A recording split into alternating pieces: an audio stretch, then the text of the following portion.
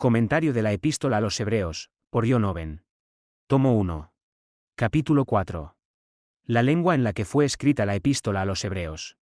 1. Porque esta epístola fue escrita a los Hebreos. La mayoría de los antiguos concedieron que fue escrita en hebreo. Clemente Alejandrino fue el primero que lo afirmó, después de él, Orígenes le dio su visto bueno. De él lo recibió Eusebio, y de él Jerónimo, lo cual es la progresión más ordinaria de los informes antiguos.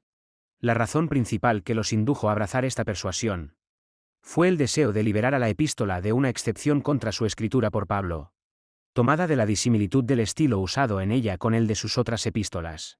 Admitido esto, aunque sin causa, no se les ocurrió mejor respuesta que la de que esta supuesta diferencia de estilo surgió de la traducción de esta epístola, que por el propio apóstol fue escrita primero en hebreo. Clemens Roumanes es la persona generalmente fijada como el autor de esta traducción, aunque algunos insinúan débilmente que Lucas el evangelista podría ser el hombre que la hizo. Pero esta objeción de la diversidad de estilo, que fue la única que originó esta persuasión, ya ha sido eliminada, de modo que no se puede permitir que sea un fundamento para ninguna otra suposición. 2. Lo único que se añade, para dar fundamento a esta opinión, es lo que mencionamos al principio de este discurso, es decir, que el apóstol escribiendo a los hebreos, lo hizo en su propia lengua materna, que siendo también la suya, no es de extrañar que fuera más copioso y elegante en ella que en el griego, al que originalmente era un extraño, aprendiéndolo, como supone Jerónimo, tras su conversión. Pero un hombre puede decir modestamente a todo esto. Todo en esta pretendida razón de lo que en verdad nunca fue, está tan lejos de la certeza que en verdad está por debajo de toda probabilidad. ¿Por qué? 1. Si esta epístola fue escrita originalmente en hebreo, ¿de dónde viene que ninguna copia de ella en ese idioma haya sido leída, vista u oída por los más diligentes coleccionistas de todos los fragmentos de la antigüedad en los tiempos primitivos? Si alguna vez existió algo así, ¿de dónde vino, en particular, que Orígenes, ese prodigio de la industria y el aprendizaje, no pudiera obtener ningún conocimiento o informe al respecto? 2. Si a Pablo le correspondía escribir a los hebreos en su propia lengua, ¿por qué no escribió también en latín a los romanos? Que lo hizo, ciertamente, lo afirma Graciano, pero sin pretensión de prueba o testimonio. En contra del testimonio de toda la antigüedad, la evidencia de la cosa misma, y la confesión constante de la Iglesia romana. Y Erasmo dice bien sobre Romanos 1, 7: Coargendus vel ridendus mages erroreorum. Quiputant Paulum Romanis lingua romana scripsisse. Hay que reprender el error de aquellos que suponen que Pablo escribió a los romanos en lengua latina. 3. Se supone indebidamente que la lengua hebrea era entonces la lengua vulgar y común de los judíos, cuando solo la conocían los doctos entre ellos, y un siríaco corrupto era el dialecto común del pueblo incluso en Jerusalén. 4. Es como si se afirmara indebidamente que el hebreo era la lengua materna del propio Pablo, o que desconocía el griego, ya que nació en Tarso, en Cilicia, donde esa fue la lengua en la que se educó y a la que se dirigió. 5. La epístola fue escrita para el uso de todos los hebreos en sus diversas dispersiones, especialmente la del Oriente, como lo atestigua Pedro, ya que a todos les concierne por igual, aunque no tan inmediatamente como a los de Judea y Jerusalén. Ahora bien, para aquellos la lengua griega, desde los días del Imperio Macedonio, había sido de uso vulgar, y continuó siéndolo.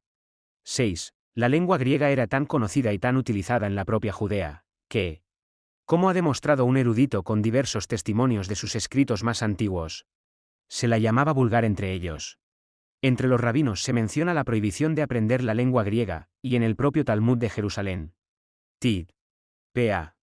Capítulo 1. Añaden una razón de ello, era a causa de los traidores, para que no traicionaran a sus hermanos y nadie los entendiera.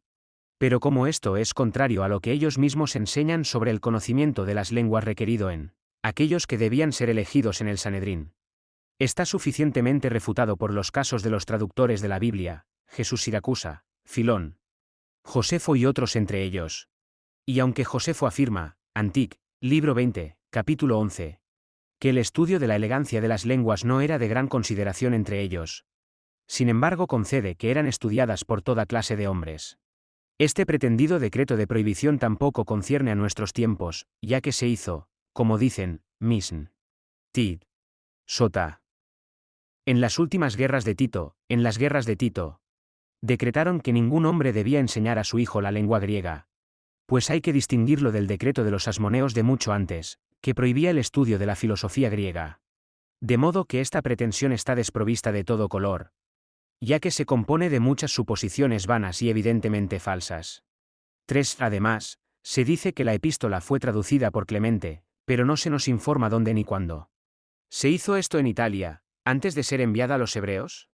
¿Con qué fin, entonces, se escribió en hebreo, cuando no debía usarse sino en griego? ¿Se envió en hebreo antes de la supuesta traducción? ¿En qué idioma fue comunicada a los demás por quienes la recibieron primero? Clemens nunca estuvo en el este para traducirla. ¿Y si todas las primeras copias de la misma se dispersaron en hebreo? ¿Cómo llegaron a perderse tan completamente como para que nunca quedara ningún informe o tradición de ellas?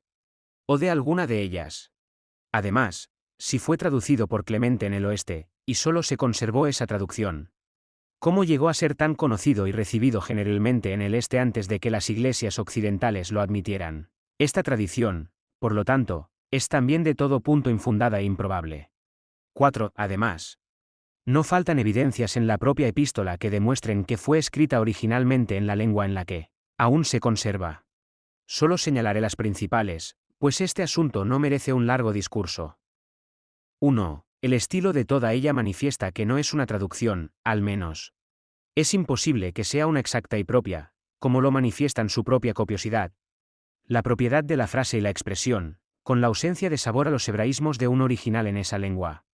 2. Abunda en elegancias y paronomasias griegas, que no tienen el respaldo de nada en la lengua hebrea. Como la que, por ejemplo, capítulo 5, 8, de las expresiones similares a las que en la historia de Susana. Versículo 55, 56, y versículo 59. Queda bien demostrado que fue escrito originalmente en lengua griega. 3. La traducción de constantemente por, de la que se hablará más adelante, tiene la misma importancia. 4. Las palabras relativas a Melquisedec, rey de Salem, capítulo 7, 2, demuestran lo mismo. Si la epístola hubiera sido escrita en hebreo, ¿qué necesidad habría de esta? Que sea, al ser interpretado, es un tipo de interpretación extraña, y también lo es que sea. Cuando Juan relata las palabras de María, y añade las suyas propias, es decir, Maestro, Juan 8 y 16. ¿Alguien duda sino de que escribió en griego, y por eso tradujo así su expresión siríaca? Y no es lo mismo evidente respecto a nuestro apóstol, por la interpretación que da de esas palabras hebreas. Y es en vano replicar que esas palabras fueron añadidas por el traductor, ya que el propio argumento del autor se basa en la interpretación de esas palabras que nos da. Parece, entonces, que así como la afirmación de que esta epístola fue escrita en hebreo es totalmente infundada, y surgió de muchas suposiciones falsas, que la hacen más increíble que si no se valiera de ninguna pretensión, así también no faltan evidencias de la propia epístola de que fue escrita originalmente en el idioma en el que aún se conserva, y las que pocos otros libros del Nuevo Testamento pueden ofrecer respecto a sí mismos. Si se hiciera la misma pregunta sobre ellos.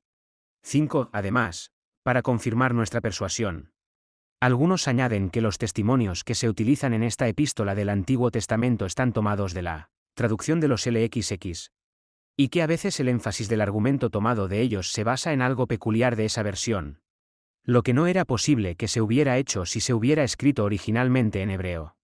Pero debido a que esta afirmación contiene otras dificultades en ella, y está construida sobre una suposición que merece un examen más profundo, la remitiremos a su propio lugar y época, que sigue.